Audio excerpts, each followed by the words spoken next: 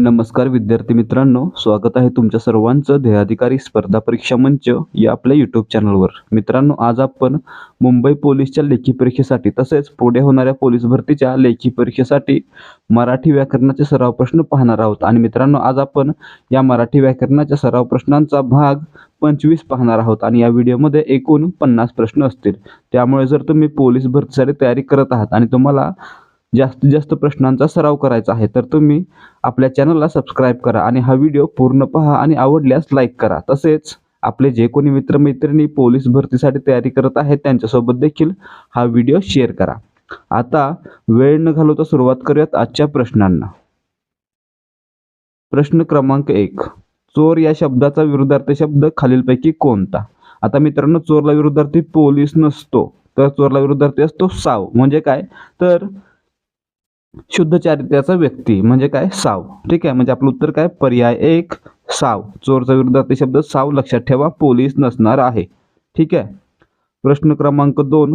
रिकाम्या जागी योग्य ते केवलप्रयोगी अव्यय वापरा. आता मित्रांनो, केवलप्रयोगी अव्यय कधी वापरतो आपण? जेव्हा वाक्यामध्ये आपल्या भावना व्यक्त करायच्या असतात तेव्हा त्याचा वापर करतो. आणि मित्रांनो, या ठिकाणी पहा, वाक्य कोणतं आहे? अशीच प्रगती कर. मग या ठिकाणी याच्या आधी काय येऊ शकतं? तर या ठिकाणी प्रशंसादर्शक केवलप्रयोगी अव्यय येणार आहे. मग ती कोणती आहेत? वाह वाह, छान, वा इत्यादी. तर मित्रांनो, यापैकी कोणतं पर्यायामध्ये आहे? छान आहे. म्हणजे आपलं उत्तर काय असलं पाहिजे? पर्याय 1 छान. छान, अशीच प्रगती कर, अशा प्रकारचं हे वाक्य असणार आहे. प्रश्न क्रमांक 3. बेडकाचे डरावणे तसे गाढवाचे. मित्रांनो, बेडूक डराव करतो आणि गाढव काय करतं? तर ओरडतं. म्हणजे आपलं उत्तर काय? पर्याय 4 ओरडणे. लक्षात ठेवा, यावर प्रश्न येऊ शकतोय, नक्की येणार आहे. आरवणे कोंबडा. प्रश्न क्रमांक 4. टिंब असे जेवते का कोणी? योग्य केवलप्रयोगी अव्यय निवडून वाक्य पूर्ण करा. आता मित्रांनो, या ठिकाणी पहा, असे जेवते का कोणी यामधूनच घृणा निश्चित केली जाते किंवा घृणा दर्शवली जाते. आणि त्यावेळी आपण काय म्हणूया? या ठिकाणी घृणास्पद किंवा तिरस्कार दर्शक केवलप्रयोगी अव्यय वापरलं जाईल. आणि या ठिकाणी पर्यायामध्ये कोणतं तिरस्कारदर्शक केवलप्रयोगी अव्यय आलेलं आहे? तर पर्याय 4 शी. ठीक आहे, म्हणजे आपलं उत्तर काय असणार आहे? शी असे जेवते का कोणी? तर मित्रांनो, या ठिकाणी अरे संबोधनदर्शक, ए संबोधनदर्शक आणि छे विरोधदर्शक. ठीक आहे. प्रश्न क्रमांक 5. गळा नाही सरी सुखी निद्रा करी. खालील पर्यायातून या म्हणीचा अर्थ निवडा. आता मित्रांनो, या ठिकाणी पहा, गळा नाही सरी सुखी निद्रा करी याचा अर्थ काय असतो? मुळात अर्थ असा आहे की ज्या महिलेच्या गळ्यामध्ये कोणतेही दागिने नाहीत तिला शांत झोप येते, कारण तिच्या मनामध्ये दागिने चोरीला जायची कोणतीही भीती नसते. ठीक आहे. त्याच प्रकारे आपण काय म्हणू शकतो? ज्याच्याकडे संपत्ती नाहीये त्याला शांत झोप येते. ठीक आहे, म्हणजे आपलं उत्तर काय? पर्याय 3 जवळ संपत्ती नसेल तर सुखाने झोप येते. ठीक आहे. प्रश्न क्रमांक 6. खालीलपैकी स्वरसंधीचे उदाहरण कोणते? आता मित्रांनो, संधीचे प्रकार किती? 3. स्वरसंधी, व्यंजन संधी आणि विसर्ग संधी. स्वरसंधी कधी होते? जेव्हा 2 स्वर एकत्र येतात. व्यंजन संधी कधी? जेव्हा 2 व्यंजन किंवा एक व्यंजन आणि एक स्वर एकत्र येतो. आणि विसर्ग संधी कधी? जेव्हा विसर्ग आणि स्वर किंवा व्यंजन एकत्र येतं. ठीक आहे. मग या ठिकाणी पहा, विपद काल संधी कशी होते? विपद अधिक काल. म्हणजे या ठिकाणी काय झालं? 2 व्यंजन एकत्र आली म्हणजे व्यंजन संधी. या ठिकाणी नमस्कारचा विग्रह कसा होतो? नम म्हणजे विसर्ग अधिक काळ, कार म्हणजे काय होतं? नमस्कार. म्हणजे हे विसर्ग संधी आहे. आणि मित्रांनो, अनाथ आश्रम पहा, अनाथ अधिक आश्रम. या ठिकाणी अनाथ मधील शेवटचा वर्ण कोणता आहे? तर एक स्वर आहे. थला जोडून अ येतो, म्हणजे अनाथ मध्ये अ शेवट आहे आणि त्याच्यानंतर आ. अ अधिक आ बनतो. म्हणजे या ठिकाणी 2 स्वर एकत्र येतात आणि तिसरा स्वर तयार होतोय. मग मित्रांनो, या ठिकाणी काय आहे? तर स्वरसंधी आहे. म्हणजे आपलं उत्तर काय? पर्याय 1 अनाथ आश्रम मध्ये स्वरसंधी आहे. अ अधिक आ. ठीक आहे. प्रश्न क्रमांक 7. जे क्रियापद सकर्मक आणि अकर्मक अशा दोन्ही प्रकारे वापरले जाते त्या क्रियापदाला टिंब क्रियापद असे म्हणतात. आता मित्रांनो, क्रियापदाचे खूप सारे प्रकार आहेत, जसं की सकर्मक, अकर्मक, द्विकर्मक, उभयविध, त्यासोबतच साधित, सिद्ध, शक्य, प्रयोजक यासारखे अनेक प्रकार आहेत. तर मित्रांनो, या ठिकाणी पहा, जेव्हा एखादं क्रियापद सकर्मक एखाद्या वाक्यामध्ये सकर्मक आणि एखाद्या वाक्यामध्ये अकर्मक म्हणून वापरलं जातं तर त्या क्रियापदाला काय म्हणायचं? उभयविध क्रियापद म्हणायचं. म्हणजे आपलं उत्तर काय? पर्याय 3 उभयविध. आणि मित्रांनो, द्विकर्मक क्रियापद कधी असतं? तर ज्या ठिकाणी एखादं क्रियापद आहे ते त्या एका वाक्यामध्ये 2 कर्म आलेले असतात तेव्हा त्या ठिकाणी द्विकर्मक क्रियापद म्हणायचं. ठीक आहे. प्रश्न क्रमांक 8, गुंतागुंत हा शब्द कोणत्या शब्दाचा विरुद्धार्थी शब्द आहे? मित्रांनो, गुंतागुंत म्हणजे काय? गुरफटलेलं किंवा जे नीट पाहता येत नाही असं. ठीक आहे. त्याच्या विरुद्धार्थी काय असणार आहे? उकललेलं म्हणजे उकल. ठीक आहे. म्हणजे आपलं उत्तर काय? पर्याय 3 उकल. ठीक आहे. विद्यार्थी मित्रांनो, ज्याप्रमाणे आपण पोलीस भरतीचे प्रश्न पाहत आहोत, त्याच प्रकारचं स्पष्टीकरण आणि त्याच प्रकारचे प्रश्न स्वतः वेळ लावून सोडवण्यासाठी आपल्याकडे एक टेस्ट सिरीज देखील आहे, ज्यामध्ये आपण फक्त ₹25 10 प्रश्नपत्रिका तुम्हाला देत आहोत. तर मित्रांनो, यामध्ये प्रत्येक प्रश्नाचं पूर्ण स्पष्टीकरण आपल्याला पाहायला मिळेल. त्याचबरोबर ज्या प्रकारे आपण या ठिकाणी सांगत आहोत, पूर्ण माहिती देत आहोत, त्याच प्रकारची माहिती आपल्या बोलीभाषेमध्ये आपण त्या प्रश्नपत्रिका सिरीजमध्ये दिलेली आहे. त्यामुळे जर तुमचा पेपर अजून झालेला नाहीये किंवा तुम्ही पुढच्या भरतीसाठी तयारी करत आहात, तर फक्त ₹25 10 प्रश्नपत्रिका मिळवण्याची संधी आम्ही तुमच्यासाठी घेऊन आलो आहोत. यासाठी तुम्हाला काय करायचं आहे, तर डिस्क्रिप्शनमध्ये दिलेल्या लिंकवरून आम्हाला टेलिग्रामवर मेसेज करायचा आहे आणि मेसेज केल्यानंतर तुम्हाला आमच्याकडून डेमो प्रश्नपत्रिका अगदी फ्री दिली जाईल. त्याचबरोबर जर तुम्हाला डेमो प्रश्नपत्रिका योग्य वाटली आणि याच प्रकारचे प्रश्न येतात असं वाटलं, तर तुम्ही फक्त ₹25 10 प्रश्नपत्रिका खरेदी करू शकता. लिंक डिस्क्रिप्शनमध्ये देण्यात आलेली आहे. प्रश्न क्रमांक 9, जीत या शब्दाचा विरुद्धार्थी शब्द. आता मित्रांनो, जीतचा अर्थ खरा काय असतो? या ठिकाणी जीतचा अर्थ काय? आपण जिंकलेला. म्हणजे मित्रांनो, या ठिकाणी खरा अर्थ काय होतो? तर आपण जिंकलेला म्हणजे हरलेला व्यक्ती किंवा हरलेली गोष्ट. ठीक आहे. समजा आपण एखादी गोष्ट जिंकली, तर कोणीतरी ती हारलेली असते, म्हणून त्या गोष्टीला काय म्हणायचं? जीत म्हणायचं, म्हणजेच हरलेली गोष्ट म्हणायचं, पराभव झालेला म्हणायचं. त्याच्या विरुद्धार्थी काय असणार आहे? मग जिंकलेला. म्हणजे आपलं उत्तर या ठिकाणी काय? पर्याय 1 जेता म्हणजे जिंकलेला. ठीक आहे. जीतचा खरा अर्थ काय? पराभव झालेला. त्याच्या विरुद्धार्थी काय असणार आहे? जिंकलेला. ठीक आहे, म्हणजे जेता. प्रश्न क्रमांक 10, पंतप्रधानांसमक्ष त्याने सरकारवर टीका केली. क्रियाविशेषणाचा प्रकार ओळखा. आता मित्रांनो, क्रियाविशेषण काय असतं? तर क्रियापदाबद्दल म्हणजेच क्रियेबद्दल अधिक माहिती सांगणाऱ्या शब्दाला काय म्हणायचं? क्रियाविशेषण म्हणायचं. आणि मित्रांनो, क्रियाविशेषण आपण कसं पाहतो? तर क्रियापदाला कधी, कुठे, कशानं प्रश्न विचारतो. तर येणारं उत्तर काय असतं? क्रियाविशेषण असतं. त्यापुढे पहा, जर कुठेनं प्रश्न विचारला आणि उत्तर आलं, तर काय असेल? स्थलवाचक क्रियाविशेषण अव्यय. जर आपण कधीने प्रश्न विचारला आणि उत्तर आलं, तर त्या ठिकाणी कालवाचक. आणि जर आपण कशाने प्रश्न विचारला, तर येणारं उत्तर काय असेल? रीतिवाचक. तर या ठिकाणी पहा, पंतप्रधानांसमक्ष त्याने सरकारवर टीका केली. आता प्रश्न विचारू शकतो आपण क्रियापदाला, त्याने कोणासमक्ष किंवा त्याने कुठे सरकारवर टीका केली. मित्रांनो, कुठेनं प्रश्न विचारतोय आणि उत्तर काय येतंय? पंतप्रधानांच्या समक्ष. म्हणजे या ठिकाणी आपण काय म्हणूया?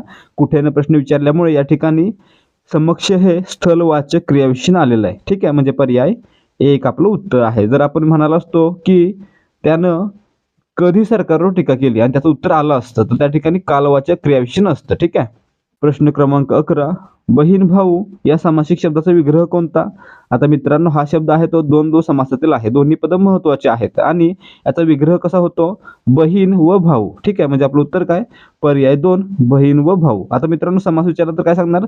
द्वंद्व समास. आणि त्याच्या पुढे विचारलं तर त्याच्या पुढे त्या समासाचा कोणता उपप्रकार आहे असं विचारलं तर या ठिकाणी पहा, जेव्हा द्वंद्व समासातील शब्दाचा विग्रह होताना ते शब्द आणि किंवा व ने जोडले गेले, तर त्या ठिकाणी कोणता समास असणार आहे? इतरेतर द्वंद्व समास असणार आहे. ठीक आहे.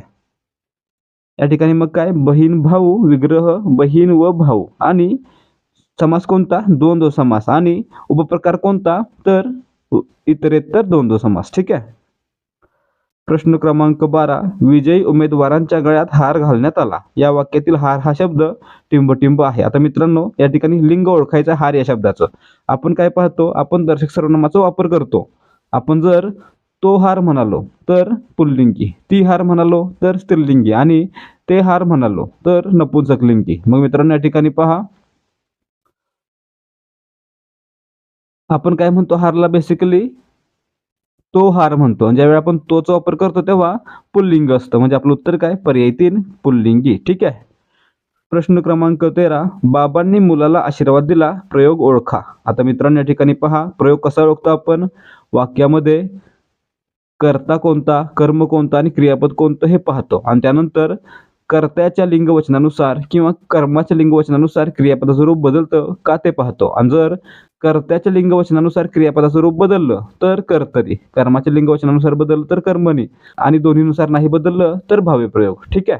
मग या ठिकाणी पहा, या वाक्यामध्ये बाबांनी हा कर्ता आहे, मुलाला आणि आशीर्वाद हे दोन कर्म आहेत आणि दिला हे क्रियापद आहे. आता मित्रांनो या ठिकाणी दोन कर्म आहेत, मग कोणत्या कर्माचा विचार करायचा? तर जे प्रत्यक्ष कर्म आहे त्याचा विचार करायचा. तर या ठिकाणी प्रत्यक्ष कर्म कोणतं आहे? मुलाला, आणि आशीर्वाद हे काय? अप्रत्यक्ष कर्म आहे. मग मित्रांनो या ठिकाणी पहा, बाबांनी मुलाला आशीर्वाद दिला. आता याचं लिंग बदलूया. आईने मुलाला आशीर्वाद दिला, दिलाच राहिलं म्हणजे कर्तरी नाही. ठीक आहे. मग या ठिकाणी मुलाला पाहूया, मुलाला आशीर्वाद दिला, मुलीला आशीर्वाद दिला, किंवा मुलाला आशीर्वाद दिला, मुलांना आशीर्वाद दिला. लिंग बदलून वचन बदलून काही फरक पडला नाही, म्हणजे कर्मणी देखील नाहीये. म्हणजे कोणता असणार आहे? ना कर्तरी ना कर्मणी, म्हणजे कोणता? भाव आहे. आणि या वाक्यामध्ये कर्म आहे म्हणजेच सकर्मक भाव आहे. ठीक आहे. म्हणजे पर्याय 2 आपलं उत्तर आहे. त्याचबरोबर विद्यार्थी मित्रांनो, जर तुम्हाला मराठी व्याकरण, सामान्य ज्ञान या विषयाचे सराव प्रश्न क्विज मार्फत सोडवायचे आहेत आणि सराव करायचा आहे, तर तुम्ही डिस्क्रिप्शन मध्ये दिलेल्या लिंकवरून आपलं टेलिग्राम चॅनल जॉईन करा. आपल्या टेलिग्राम चॅनलवर दररोज सामान्य ज्ञान, मराठी व्याकरण यासारख्या विषयांचे 50 ते 100 सराव प्रश्न अभ्यासासाठी दिले जातात. त्यामुळे जर तुम्हाला पोलीस भरती आणि इतर स्पर्धा परीक्षांचा अभ्यास प्रश्नोत्तरांच्या माध्यमातून करायचा आहे, त्यासाठी प्रश्नोत्तरे सोडवायचे आहेत, तर तुम्ही देहाधिकारी स्पर्धा परीक्षा मंचचं टेलिग्राम चॅनल जॉईन करा. टेलिग्राम चॅनलची लिंक डिस्क्रिप्शन मध्ये दिलेली आहे. प्रश्न क्रमांक 14, चुकीची जोडी ओळखा. आता मित्रांनो या ठिकाणी पर्याय 2 पहा. स्थितीदर्शक क्रियाविशेषण अव्यय काय दाखवणार आहे? स्थळ दाखवणार आहे. म्हणजे या ठिकाणी ते कोणतं असेल? वर, खाली, मागे, पुढे, घरात, आत, बाहेर, हे काय? स्थितीदर्शक क्रियाविशेषण अव्यय. आणि या ठिकाणी पुढे हे स्थितीदर्शक आहे, म्हणजे पर्याय 2 बरोबर आहे. 3 पहा, सातत्यदर्शक क्रियाविशेषण अव्यय क्रिया कशी घडली याबद्दल माहिती देते, म्हणजे पर्याय 3 देखील बरोबर आहे. आणि 1 पहा, कालदर्शक क्रियाविशेषण अव्यय. मित्रांनो या ठिकाणी कालदर्शक क्रियाविशेषण अव्यय आपल्याला काय दाखवणार आहे? क्रिया कधी घडली. मग आपण काय विचारलं एखाद्याला, तू कधी जेवलास, तर आपण त्याचं उत्तर वर असं देणार आहे का? नाही देणार आहे. ठीक आहे. म्हणजे या ठिकाणी वर हे काय? स्थितीदर्शक आहे आणि कालदर्शक नाही, म्हणजे पर्याय 1 जोडी चुकीची आहे. ठीक आहे. प्रश्न क्रमांक 15, खालीलपैकी स्वरसंधीचे उदाहरण ओळखा. आता मित्रांनो मगाच्या प्रश्नासारखंच या ठिकाणी देखील नि अधिक रस, या ठिकाणी विसर्ग संधी, दिक अधिक अंबर, स्वरसंधी, व्यंजन संधी, आणि फल अधिक आहार. या ठिकाणी फल मध्ये शेवटचा वर्ण अ आणि आहार मध्ये पहिला वर्ण आ, म्हणजे काय? अ अधिक आ, म्हणजे काय होणार आहे? 2 स्वर एकत्र येतात म्हणून स्वरसंधी. ठीक आहे. म्हणजे पर्याय 4 फलार हा स्वरसंधीचं उदाहरण आहे. ठीक आहे. प्रश्न क्रमांक 16, मृदू व्यंजन ओळखा. आता मित्रांनो आपण 5-5 व्यंजनाचे गट पाहिलेले आहेत. च चा, क चा, प चा, त चा. ठीक आहे. तर या ठिकाणी पहा, यांचे त्यांच्या गटातील स्थानानुसार 3 प्रकार पडतात. त्यामध्ये पहिली 2 असतात, प्रत्येक गटातील पहिली 2 अक्षरं असतात, पहिली 2 व्यंजन असतात ती कठोर व्यंजन, तिसरं आणि चौथं व्यंजन मृदू व्यंजन, आणि 5वं व्यंजन हे काय असतं? अनुनासिक असतं. मग या ठिकाणी पहा, त च्या गटातील पहिलं दुसरं कोणतं आहे? त थ, म्हणजे या ठिकाणी त काय आहे? कठोर. प च्या गटातील दुसरं व्यंजन आहे फ, म्हणजे फ देखील कठोर. आणि च च्या गटातील पहिलं व्यंजन आहे च, म्हणजे या ठिकाणी च देखील कठोर. आणि ढ काय आहे? तर ढ हे ट च्या गटातील चौथं व्यंजन आहे. आपण काय म्हटलं होतं? तिसरं आणि चौथं काय असतं? तर मृदू असतं. म्हणजे या ठिकाणी पर्याय 2 ढ हे मृदू व्यंजन आहे. मग या ठिकाणी पहा, त चा गट त थ काय आहे? कठोर. आणि द आणि ध काय आहेत? मृदू. त्याचप्रमाणे ट च्या गटामध्ये ट ठ काय आहेत? कठोर. आणि ड ढ मृदू. त्याचप्रमाणे प च्या गटामध्ये प फ कठोर आणि ब भ हे काय आहेत? मृदू. आणि त्याच प्रकारे च च्या गटामध्ये च च कठोर आणि ज झ मृदू. ठीक आहे. प्रश्न क्रमांक 17, न थांबता केलेल्या कामामुळे हे घर 5 दिवसात उभे राहिले. आता मित्रांनो या ठिकाणी पहा, या वाक्याचं मिश्र वाक्यात रूपांतर करायचं आहे.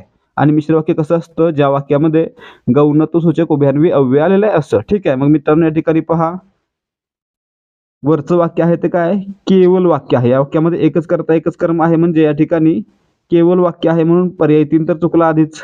आणि या ठिकाणी पहा, आणि पहिल्या वाक्यामध्ये आणि हे उभयान्वी अव्यय आलेलं आहे, आणि हे कोणतं आहे? प्रधानत्व सूचक आहे. ठीक आहे. म्हणजे या ठिकाणी हे कोणतं वाक्य? संयुक्त वाक्य आहे, म्हणजे हे नाहीये. न थांबता काम केले, टिंब घर 5 दिवसात उभे राहिले. मित्रांनो हे देखील नाहीये. आणि या ठिकाणी पहा कारण की हे उभयन्वी अव्यय आहे. म्हणजे या ठिकाणी हे काय गौणत्वसूचक उभयन्वी अव्यय आहे. म्हणून या ठिकाणी काय म्हणूया आपण पर्याय 4 मध्ये गौणत्वसूचक उभयन्वी अव्यय आल्यामुळे हे काय मिश्र वाक्याचं उदाहरण आहे. ठीक आहे, म्हणजे पर्याय 4 आपलं उत्तर आहे. आपण लक्षात ठेवायचं आहे काय, जर गौणत्वसूचक उभयन्वी अव्ययाने 2 वाक्य जोडली गेली तर तयार होणारं वाक्य हे काय असेल मिश्र वाक्य. आणि जर प्रधानत्वसूचक उभयन्वी अव्ययाने वाक्य जोडली गेली आणि तयार होणारं वाक्य काय असेल संयुक्त वाक्य. ठीक आहे. प्रश्न क्रमांक 18 सापाचे टिंब टिंब ध्वनिदर्शक शब्द निवडा. मित्रांनो साप काय करतो, साप जो आवाज काढतो त्याला आपण काय म्हणतो फुसफुसणे. ठीक आहे, म्हणजे आपलं उत्तर काय पर्याय 4 फुसफुसणे. प्रश्न क्रमांक 19 खालीलपैकी कोणत्या शब्दाचे अनेकवचन आणि एकवचन सारखे नाही. आता मित्रांनो आपण पाहिलं असेल मराठीमध्ये खूप सारे शब्द असे आहेत ज्यांचं एकवचन आणि अनेकवचन एकसारखं असतं, म्हणजे ते रूप बदलतच नाही. ठीक आहे, मग या ठिकाणी पहा एक देव अनेक देव सारखं आहे. एक किलो गहू म्हणा किंवा एकच गहू म्हणा, गहूच म्हणतो आपण त्याला, म्हणजे हे देखील सारखं आहे. आणि एक साप आणि 2 साप या ठिकाणी अनेकवचन आणि एकवचन सारखं आहे. परंतु रस्त्याचं अनेकवचन होतं का, होतं. रस्त्याचं अनेकवचन काय होतं रस्ता रस्ते. ठीक आहे, म्हणजे पर्याय 3 रस्ता आणि रस्ते हे या शब्दाचं एकवचन आणि अनेकवचन वेगवेगळं आहे, सारखं नाही. ठीक आहे. प्रश्न क्रमांक 20 किरण या शब्दाचा समानार्थी शब्द पुढीलपैकी कोणता. आता मित्रांनो किरणचे मुख्य 2 समानार्थी शब्द लक्षात ठेवा, अंशु रश्मी आणि कर. ठीक आहे, मग या ठिकाणी कोणता आलेला आहे रश्मी आलेला आहे. ठीक आहे, म्हणजे पर्याय 2 आपलं उत्तर आहे. काय लक्षात ठेवायचं अंशु रश्मी आणि कर, कर म्हणजे देखील किरण. ठीक आहे. प्रश्न क्रमांक 21 कांदे पोहे या शब्दाचा समास कोणता आहे. आता मित्रांनो कांदे पोहेचा विग्रह कसा होतो, कांदे घालून केलेले पोहे. आणि या ठिकाणी काय होतंय जेव्हा एक सामासिक शब्द तयार होतोय तेव्हा कांदे नंतर घालून केलेले हे मधले पद आहेत ते गायब होतात, म्हणजे लोप पावतायत. म्हणून या ठिकाणी काय म्हणायचं मध्यम पद लोपी समास म्हणायचं. मध्यम म्हणजे मधली पद लोप पावतायत. ठीक आहे, म्हणून या ठिकाणी आपलं उत्तर काय पर्याय 4 मध्यम पद लोपी समास. याच प्रकारे आणखी काय असणार आहे साखर भात साखर घालून गेलेला भात. ठीक आहे, घालून केलेले हे पद लोप पावतायत. प्रश्न क्रमांक 22 खालीलपैकी पुल्लिंगी शब्द निवडा. आता मित्रांनो दर्शक सर्वनामाचा वापर करायचा आहे. तो म्हणजे पुल्लिंग, ती म्हणजे स्त्रीलिंग आणि ते म्हणजे नपुंसकलिंग. या ठिकाणी फळ ते फळ नपुंसकलिंग, ते घर नपुंसकलिंग, इमारत ती इमारत म्हणजे स्त्रीलिंग आणि भात तो भात म्हणजे पर्याय 4 तो भात हा शब्द पुल्लिंगी आहे. प्रश्न क्रमांक 23 रीती वर्तमान काळात असणारे वाक्य शोधा. आता मित्रांनो या ठिकाणी पहा एखादं वाक्य रीती वर्तमान काळात आहे असं आपण कधी म्हणतो जर त्या वाक्यामधून वर्तमान काळामध्ये एखादी क्रिया नियमितपणे घडत आहे अशी रचना असेल तर त्या ठिकाणी आपण काय म्हणतो रीती वर्तमान काळातील वाक्य. मग या ठिकाणी पहा मी अभ्यास केला आहे, या ठिकाणी पूर्ण वर्तमान काळ. ठीक आहे, वर्तमान काळामध्ये अभ्यास करण्याची क्रिया पूर्ण झालेली आहे म्हणून पूर्ण वर्तमान काळ. पर्याय 2 देखील त्यासारखाच आहे. त्याच पुढे पहा मी अभ्यास करत असे. मित्रांनो भूतकाळामध्ये मी अभ्यास करत होतो आणि तो नियमितपणे करत होतो म्हणजे या ठिकाणी रीती भूतकाळ. आणि या ठिकाणी मी अभ्यास करत असते म्हणजेच मी वर्तमान काळामध्ये एखादी क्रिया सातत्याने करत असतोय म्हणजे या ठिकाणी पर्याय 4 रीती वर्तमान काळातील वाक्य आहे. ठीक आहे. प्रश्न क्रमांक 24 अरण्य रुदन या अलंकारिक शब्दाचा अर्थ काय होतो. आता मित्रांनो अरण्य रुदन म्हणजे काय एखाद्या गोष्टीतून काही साध्य होणार नाही अशी गोष्ट करणे म्हणजे निष्फळ प्रयत्न अनुपयोगी कृत्य. ठीक आहे, म्हणजे पर्याय 2 आपलं उत्तर आहे. काय काय म्हणणार आपण याला निष्फळ कष्ट किंवा अनुपयोगी कृत्य किंवा व्यर्थ कष्ट. ठीक आहे. पुढे पहा प्रश्न क्रमांक 25 उत्कृष्ट नटाने प्रेक्षकांना खरोखरच रडवले या वाक्याचा प्रयोग ओळखा. आता या ठिकाणी पहा या वाक्यामध्ये कर्ता कोणता आहे नट आणि कर्म कोण आहे प्रेक्षक. ठीक आहे, आणि रडवले हे क्रियापद आहे. मग आपण काय पाहूया कोणानुसार क्रियापदाचं रूप बदलतं. नटाने नटीने, नटीने प्रेक्षकांना खरोखरच रडवले, रडवले आहेच राहिलं म्हणजे कर्तरी नाही. आता कर्माचं बदलून पाहूया प्रेक्षकांना खरोखरच रडवले प्रेक्षकाला खरोखरच रडवले म्हणजे या ठिकाणी कर्माचं वचन बदलून देखील रडवले आहेच राहते म्हणजे या ठिकाणी भाव्य प्रयोग आहे. आणि या वाक्यामध्ये कर्म आल्यामुळे या ठिकाणी काय म्हणूया आपण हे काय सकर्मक भाव्य प्रयोगाचं उदाहरण आहे म्हणजे पर्याय 3 आपलं उत्तर आहे. ठीक आहे. प्रश्न क्रमांक 26 तैल हा शब्द टिंब टिंब शब्द आहे. आता मित्रांनो मराठी भाषेमध्ये एखादा शब्द कुठून आला किंवा कसा निर्माण झाला यावरून शब्दांचे काही प्रकार पडतात. ज्यामध्ये पहिला आहे देशी शब्द जे शब्द मूळचे मराठीमध्ये तयार झाले असे. दुसरा आहे तत्सम शब्द जे शब्द संस्कृतमधून आहे असे मराठीत आले त्यांना काय म्हणायचं तत्सम शब्द. तिसरा आहे तद्भव शब्द. जे मित्रांनो संस्कृतमधील शब्द मराठीमध्ये येताना थोडे बदल होऊन आले त्यांना काय म्हणायचं तद्भव शब्द. आणि जे इतर भाषांमधून मराठीमध्ये आले त्यांना काय म्हणायचं परभाषे शब्द. ठीक आहे. मग या ठिकाणी पहा, तैल हा शब्द संस्कृतमधून आहेसा मराठीत घेतला तर त्याला काय म्हणणार आपण तत्सम म्हणणार. म्हणजे पर्याय 4 आपलं उत्तर आहे. ठीक आहे. तर मित्रांनो तद्भव कधी जर संस्कृतमधील एखादा शब्द मराठीमध्ये येताना त्यामध्ये बदल होऊन आला तर त्याला काय म्हणणार तद्भव शब्द. ठीक आहे. प्रश्न क्रमांक 27, अशुद्ध शब्द ओळखा. आता मित्रांनो या ठिकाणी पहा, पलीकडे बरोबर आहे, पाळीव बरोबर आहे, परीक्षा बरोबर आहे, परंतु प्रतिकारमध्ये काय असायला होतं, तला पहिली वेलांटी असायला पाहिजे होती. म्हणजे पर्याय 1 प्रतिकार हे चुकलेला आहे. ठीक आहे, अशुद्ध आहे. प्रश्न क्रमांक 28, झाड या शब्दाचा समानार्थी शब्द कोणता आहे. आता मित्रांनो या ठिकाणी झाड पहा जागेवरून हलू शकत नाही, कुठेही जाऊ शकत नाही. आणि या ठिकाणी लक्षात ठेवायचं आहे, गम म्हणजे काय तर जागेवरून हलणारा किंवा इतर ठिकाणी जाऊ शकणारा. आणि त्याच्या विरुद्धार्थी काय असणार आहे मग न जाऊ शकणारा म्हणजेच अगम. म्हणून या ठिकाणी काय म्हणूया, जागेवरून न हलणारा म्हणजे अगम आणि झाड जागेवरून हलू शकत नाही म्हणून अगम हा झाडचा समानार्थी शब्द आहे. ठीक आहे, म्हणजे पर्याय 1 आपलं उत्तर आहे. वसुंधरा म्हणजे पृथ्वी. ठीक आहे, धरतीला धरणीला वसुंधरा असं देखील म्हटलं जातं. प्रश्न क्रमांक 29, खालील वाक्यप्रचाराचा योग्य अर्थ पर्यायातून निवडा. भावनेचा बांध फुटणे. आता मित्रांनो भावनेचा बांध फुटणे म्हणजे काय, मनामध्ये साठवलेल्या भावना एकदम उफाळून बाहेर येणे. ठीक आहे, म्हणजे पर्याय 3 आपलं उत्तर आहे. प्रश्न क्रमांक 30, संकेतदर्शक वाक्यातून कोणता काळ दर्शवला जातो. आता मित्रांनो संकेतदर्शक वाक्य कशी असतात, ज्यामध्ये दुसरी क्रिया आहे ती पहिल्या क्रियेवर अवलंबून असते. म्हणजे काय, जर मी पास झालो तर मी पेढे वाटीन. ठीक आहे, म्हणजे या ठिकाणी काय म्हणतोय, मी जर पास झालो तर पेढे वाटीन. आणि वाटीन हे कोणत्या काळातील क्रियापद आहे तर साध्या भविष्यकाळातील. म्हणजे आपलं उत्तर काय, संकेतदर्शक वाक्यातून कोणता काळ असेल साधा भविष्यकाळ. म्हणजे पर्याय 2 आपलं उत्तर आहे. प्रश्न क्रमांक 31, पुढील शब्दातील तत्सम नसलेला शब्द कोणता. आता मित्रांनो अब्ज संस्कृतमधून मराठीमध्ये आला म्हणजे तत्सम आहे. पुण्य संस्कृतमधून मराठीमध्ये आहे असा आला म्हणजे हा देखील तत्सम आहे. आणि भोजन हा देखील संस्कृतमधून आहे असा मराठीत आलाय म्हणून या ठिकाणी हा देखील तत्सम आहे. तर मित्रांनो उद्योग हा शब्द मूळचा मराठीतील आहे. याबद्दल जास्त माहिती नाहीये परंतु मूळचा मराठीतील म्हणूया आणि यामुळे हा काय तत्सम नाहीये तर देशी शब्द आहे. ठीक आहे, पर्याय 4 आपलं उत्तर आहे. जरी तुमच्यापैकी कोणाला उद्योग हा शब्द कोणत्या भाषेतून मराठीमध्ये आला हे माहित असेल तर कमेंट करून सांगा. प्रश्न क्रमांक 32, शिवाय किंवा बाकी म्हणून यास्तव यापैकी उभयन्वी अव्यय कोणती. आता मित्रांनो या ठिकाणी पहा, शिवाय किंवा बाकी म्हणून यास्तव ही काय आहेत तर उभयन्वी अव्यय आहेत. ही सर्वच उभयन्वी अव्यय आहेत. म्हणजे आपलं उत्तर काय पर्याय 3 सर्वच. आता मित्रांनो या ठिकाणी पहा, शिवाय काय आहे, शिवाय हे समुच्चय बोधक उभयन्वी अव्यय आहे. किंवा काय आहे विकल्प बोधक. बाकी काय आहे न्यूनत्व बोधक. म्हणून आणि यास्तव काय आहेत परिणाम बोधक. ठीक आहे. प्रश्न क्रमांक 33, वाक्यातील कल्पना चढत्या किंवा उतरत्या क्रमाने मांडून उत्कर्ष किंवा अपकर्ष साधला जातो तेव्हा अलंकार होतो. आता मित्रांनो या ठिकाणी पहा, जेव्हा वाक्यातील कल्पना चढत्या क्रमानं किंवा उतरत्या क्रमानं मांडलेली असते तेव्हा त्या ठिकाणी सार हा अलंकार होतो. ठीक आहे, म्हणजे पर्याय 3 आपलं उत्तर आहे. तर या ठिकाणी पहा रूपक कधी होतं मग, जेव्हा उपमेय आणि उपमान हे दोन्ही एकरूप आहेत असं मानलं जातं तेव्हा रूपक अलंकार होतो. ठीक आहे. दृष्टांत कधी, एखादी गोष्ट पटवून देण्यासाठी दाखला दिला जातो किंवा उदाहरण दिलं जातं तेव्हा त्या ठिकाणी काय म्हणायचं दृष्टांत अलंकार. आणि व्याजस्तुती कधी असेल, जेव्हा वरवर स्तुती केलेली असते आणि आतून निंदा केलेली असते किंवा वरवर निंदा केलेली असते आणि आतून स्तुती केलेली असते तेव्हा त्या ठिकाणी व्याजस्तुती अलंकार होतो. ठीक आहे. प्रश्न क्रमांक 34, रस्त्याच्या दुतर्फा गुलाबाचा टिंबटिंब आकर्षक दिसत होता. आता मित्रांनो आपण समूहदर्शक शब्द पाहिलेले आहेत. कोणते कोणते आहेत तर ज्या ठिकाणी एखाद्या वस्तूंच्या समूहाबद्दल माहिती दिली जाते त्याला काय म्हणायचं समूहदर्शक शब्द. आणि मित्रांनो गुलाबांचा काय असतो ताटवा. ठीक आहे, म्हणजे आपलं उत्तर काय असणार आहे या ठिकाणी रस्त्याच्या दुतर्फा गुलाबाचा ताटवा आकर्षक दिसत होता. म्हणजे पर्याय 1 आपलं उत्तर आहे.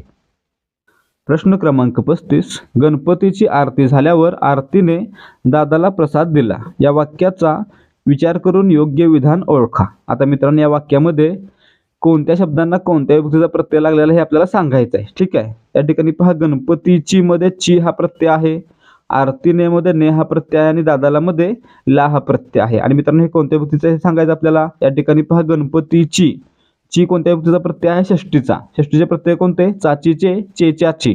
मग या ठिकाणी ची काय असणार आहे षष्टीचा प्रत्यय आहे. ठीक आहे, म्हणजे या ठिकाणी सर्वच पर्यायामध्ये षष्टी बरोबर आहे. मग या ठिकाणी पहा आरती ने मध्ये ने हा कशाचा प्रत्यय आहे, तृतीयेचा. ने एशी आणि नी ईशी. ठीक आहे, म्हणजे या ठिकाणी तृतीय आहे. ठीक आहे, म्हणजे या ठिकाणी 2 आणि 3 मध्ये उत्तर आहे.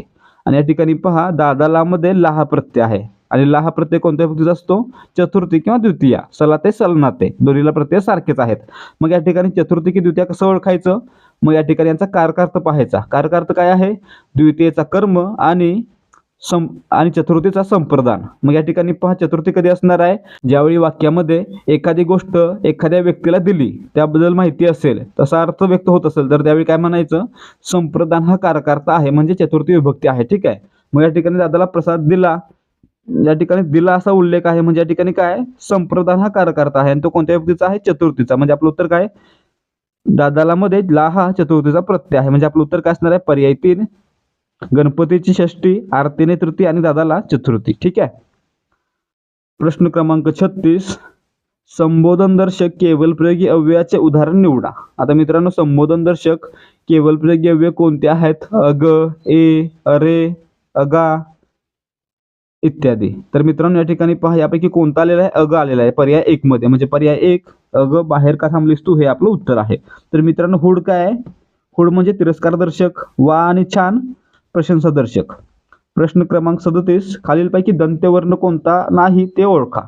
आता मित्रांनो दंत्यवर्ण कोणते, ज्या वर्णांचा उच्चार करताना आपली जीभ आपल्या दातांना स्पर्श करते त्यांना काय म्हणायचं, दंत्यवर्ण म्हणायचं. मग या ठिकाणी पहा लचा उच्चार करताना आपली जीभ आपल्या दातांना स्पर्श करते का, करते. म्हणजे या ठिकाणी ल दंत्य, त द. मित्रांनो हा एक पूर्ण गट आहे, त थ द द, ज्यामध्ये आपली जीभ आपल्या दातांना स्पर्श करते, म्हणजे हा काय तर दंत्यवर्णांचा गट आहे. तर मित्रांनो च चा उच्चार करताना आपली जीभ पुढे स्पर्श करते, आपल्या वरच्या हिरडीला स्पर्श करते, म्हणजे या ठिकाणी काय म्हणायचं आपण, या ठिकाणी तालवी वर्ण आहे. ठीक आहे, म्हणजे या ठिकाणी आपलं उत्तर काय, पर्याय 2 च हा दंत्यवर्ण नाही. प्रश्न क्रमांक 38, खालील पर्यायातून शुद्ध शब्द निवडा. आता मित्रांनो या ठिकाणी पहा नूतनीकरण हा शब्द कसा लिहिला जातो, पर्याय 3 प्रमाणे. लक्षात ठेवा, न ला दुसरा उकार असतो आणि तिसऱ्या ठिकाणी नळाचं न असतं आणि शेवटी बाणाचं न असतं. ठीक आहे. प्रश्न क्रमांक 39, रीती भविष्यकाळाचे वाक्य ओळखा. आता मित्रांनो रीती भविष्यकाळ मगाशी पाहिलं होतं आपण, एखादी क्रिया भविष्यामध्ये नियमितपणे घडत जाईल याबद्दल माहिती देणारे शब्द. ठीक आहे, मग कोणते असतील, जाईल, होईल, करेल इत्यादी. मग या ठिकाणी काय आपलं उत्तर असेल, पर्याय 4 मी आजपासून रोज अभ्यास करत जाईल, हे काय रीती भविष्यकाळाचं वाक्य आहे. पर्याय 1 काय असणार आहे, मी अभ्यास केलेला होता, भूतकाळामध्ये क्रिया पूर्ण झाली होती म्हणून पूर्ण भूतकाळ. ठीक आहे, मी अभ्यास करते वर्तमान काळामध्ये एक साधं विधान आहे म्हणून या ठिकाणी साधं वर्तमान काळ. ठीक आहे. प्रश्न क्रमांक 40, सर्वनामांपासून बनलेल्या विशेषणांना टिंबटिंब म्हणतात. आता मित्रांनो आपण साधित विशेषण पाहिली असतील. काय म्हणतो आपण, जर एखाद्या नामाला किंवा एखाद्या शब्दाला प्रत्यय लागून एखादं विशेषण बनलं तर त्याला आपण काय म्हणणार, साधित विशेषण म्हणणार. आणि मित्रांनो जर सर्वनामाला प्रत्यय लागून तयार झाला असेल तर सर्वनामी किंवा सर्वनाम साधित विशेषण म्हणणार आहे आपण. म्हणजे आपलं उत्तर काय, या ठिकाणी पर्याय 3 वरील दोन्हीही, सार्वनामिक देखील म्हणू आपण किंवा सर्वनाम साधित देखील म्हणू. ठीक आहे. प्रश्न क्रमांक 41, रामारे हे कोणत्या प्रकारचे केवलप्रयोगी अव्यय आहे. आता मित्रांनो रामारेचा उपयोग आपण कधी करणार आहे, एखादी वाईट गोष्ट घडल्यानंतर, म्हणजे आपण काय करणार आहे, शोक व्यक्त करताना रामारे या केवलप्रयोगी अव्ययाचा वापर करणार आहे. म्हणजे या ठिकाणी आपलं उत्तर काय, पर्याय 4 शोकदर्शक. ठीक आहे. प्रश्न क्रमांक 42, दोन छोटी वाक्य उभयान्वी अव्ययांनी जोडलेले असतात तेव्हा कोणते विरामचिन्ह वापरतात. आता या ठिकाणी लक्षात ठेवायचं आहे, जेव्हा दोन छोटी वाक्य उभयान्वी अव्ययाने जोडलेले असतात तेव्हा त्या ठिकाणी पहिल्या वाक्यानंतर आणि उभयान्वी अव्ययाच्या आधी अर्धविराम वापरला जातो. ठीक आहे, म्हणजे आपलं उत्तर काय, पर्याय 2 अर्धविराम. कधी वापरणार, पहिल्या वाक्याच्या नंतर आणि उभयान्वी अव्ययाच्या आधी. ठीक आहे. याचं उदाहरण काय असणार आहे, मी गावाला जाणार होतो अर्धविराम परंतु काही कारणास्तव ते रद्द झाले. ठीक आहे. प्रश्न क्रमांक 43, आजन्म या सामासिक शब्दाचा विग्रह कसा करता येईल. आता मित्रांनो आजन्माचा विग्रह कसा करणार आहे आपण, जन्मापासून. म्हणजे पर्याय 4 आपलं उत्तर आहे. आणि मित्रांनो या ठिकाणी पहा, या ठिकाणी पहिलं अक्षर काय किंवा पहिला शब्द काय आहे, आ, आणि हे काय अव्यय म्हणून काम करतंय म्हणून या ठिकाणी काय म्हणूया, हा अव्ययभाव समास आहे. ठीक आहे. ज्या सामासिक शब्दामध्ये पहिलं पद महत्वाचं असतं आणि ते अव्यय म्हणून काम करतं तर त्यावेळी काय म्हणायचं, अव्ययभाव समास आहे. ठीक आहे. प्रश्न क्रमांक 44, पांढऱ्या रंगाचा शर्ट तुला शोभून दिसतो या वाक्यातील उद्देश काय आहे. आता मित्रांनो वाक्यामध्ये उद्देश काय असतो, तर वाक्यामध्ये याच्याबद्दल माहिती सांगितलेली आहे त्याला काय म्हणायचं, उद्देश म्हणायचं. मूळतः काय असतो, वाक्याचा कर्ता असतो. ठीक आहे, म्हणून याला काय म्हणतात, उद्देश म्हणतात. मग या ठिकाणी पहा काय शोभून दिसतो, तर पांढऱ्या रंगाचा शर्ट. म्हणजे या ठिकाणी शर्ट हा काय आहे, उद्देश आहे. म्हणजे पर्याय 2 आपलं उत्तर आहे. आणि मित्रांनो शर्टाबद्दल माहिती देणारे शब्द कोणते आहेत, पांढरा शर्ट, पांढऱ्या रंगाचा. म्हणजे मित्रांनो हे काय आहेत, उद्देशाबद्दल अधिक माहिती देतात, म्हणून यांना काय म्हणायचं, उद्देश विस्तार म्हणायचं. ठीक आहे.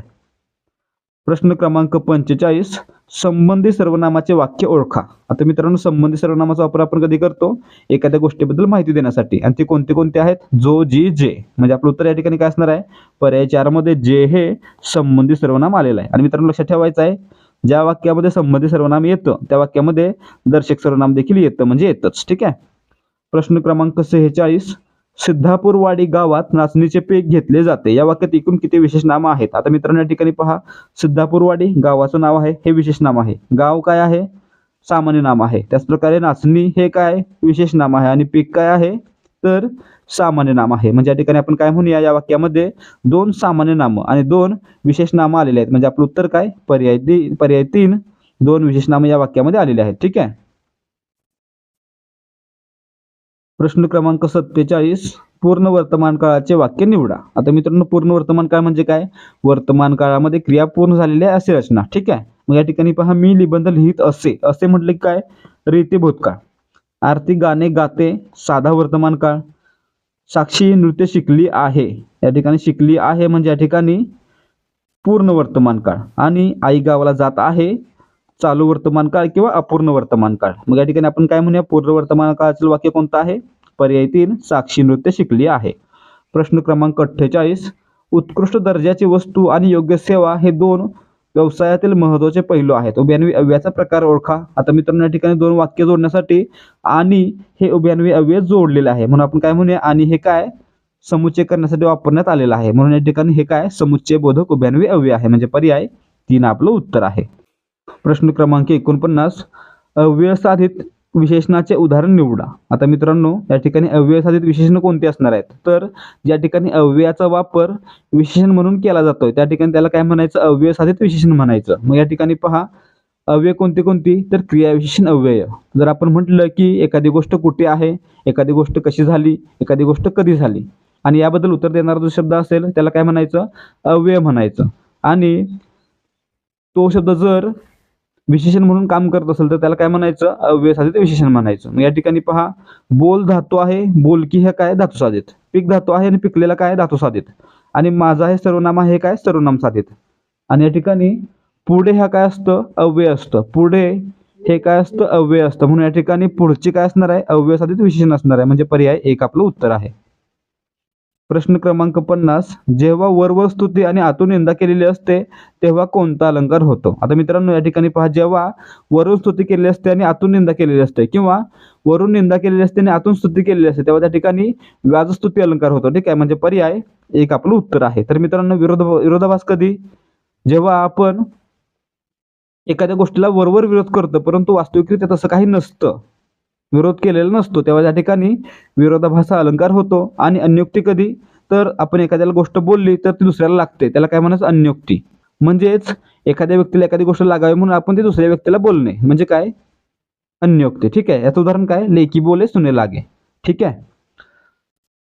तर विद्यार्थी मित्रांनो आजसाठी फक्त एवढंच. अपेक्षा आहे की तुम्हाला आजच्या व्हिडिओमधील सर्व माहिती व्यवस्थित समजली असेल आणि सर्व प्रश्नांची उत्तरे व्यवस्थित देता आली असतील. तर मित्रांनो जर तुम्ही व्हिडिओ व्यवस्थित पाहिला असेल तर या विचारलेल्या प्रश्नाचं उत्तर द्या. प्रश्न आहे, ज्या ठिकाणी उपमेय आणि उपमान यांच्यामध्ये एकरूपता असते असे वर्णन केलेले असते तेव्हा तेथे टिंबटिंब अलंकार होतो. आता मित्रांनो पर्याय आहेत उपमा, सार, उत्प्रेक्षा, रूपक.